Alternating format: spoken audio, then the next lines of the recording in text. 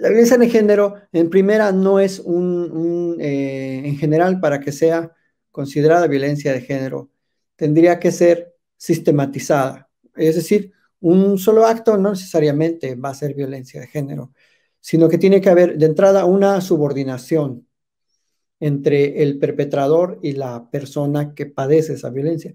Y puede ser de muchos tipos, puede ser psicológica, verbal, económica, física.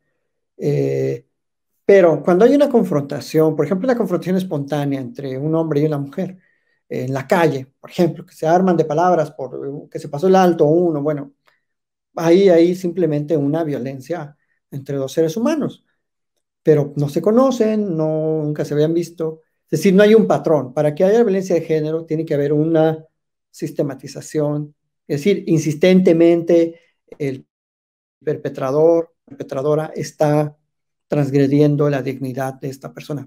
Y entonces sí ya se considera una violencia de género. Porque si nos vamos al otro extremo, al decir, bueno, ya agresión de un varón hacia una mujer es violencia de género, pues no tendríamos que decir ya, aceptar que cualquier tipo de conflicto entre hombre y mujer va a ser ya violencia de género, y no necesariamente es así. Hasta la confrontación, pero ha llegado al extremo este pensamiento eh, tan quizás confuso, que ahora si un diputado confronta a una diputada y no le gusta a la diputada lo que le dijo el diputado, es violencia de género.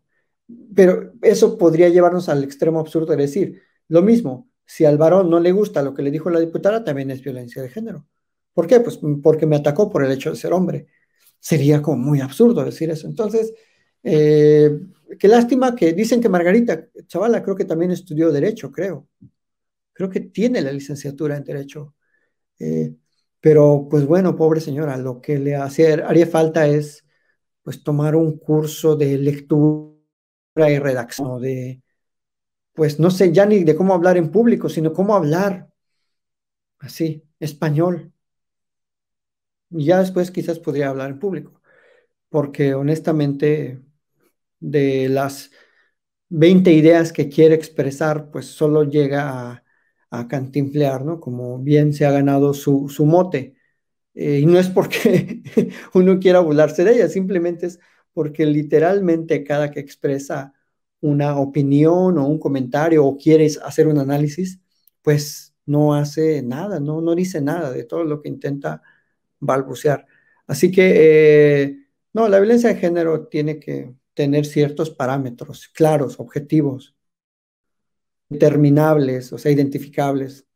De lo contrario, pues bueno, si es de opinión, bueno, pues cualquier opinión entonces puede considerarse que atenta contra esa mujer o incluso contra ese hombre que se dice transgredido en su dignidad. Y ¿Tú pues eso recuerdas, Isaac? sí funciona, ¿no? La ley. Sí.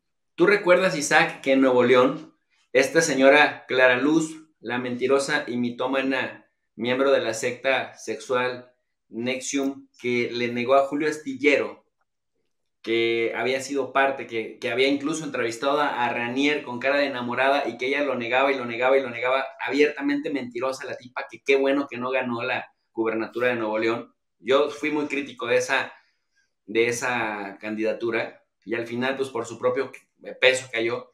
Se atrevió a denunciar a un comediante, al Senatore, el que interpretaba, el que hacía sátira política, el que entrevistaba a manera de parodia a Samuel García, este muchacho, un jovencito muy, muy talentoso, que se dedicaba a parodiar a Samuel García todo el tiempo lo parodiaba.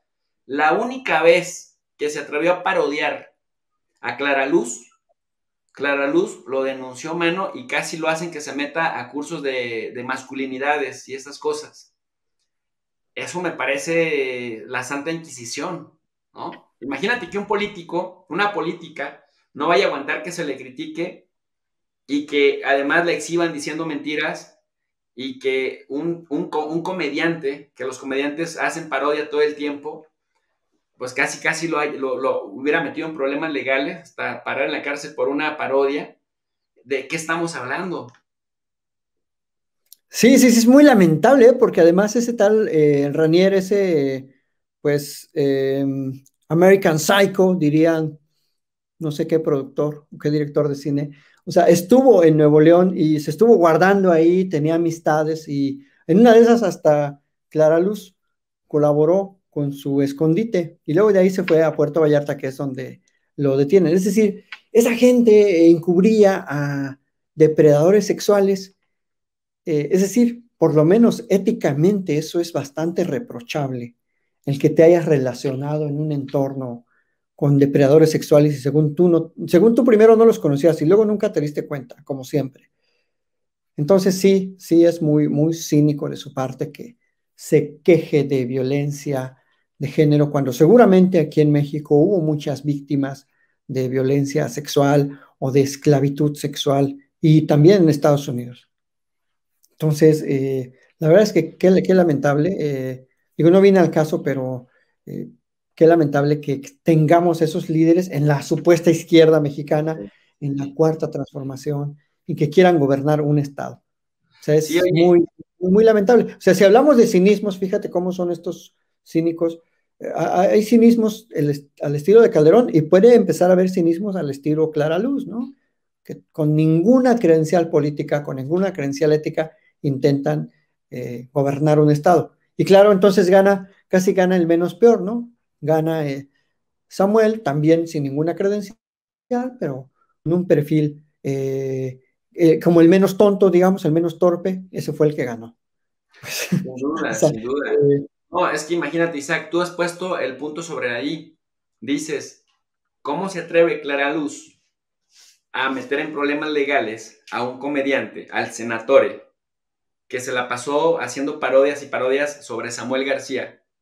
Y ella, que estuvo vinculada con la secta sexual de Ranier, Nexium, que ahí sí le faltaron a muchas mujeres, violentaron, abusaron sexualmente de muchas, bueno, pues por eso tiene una cadena perpetua en Estados Unidos él.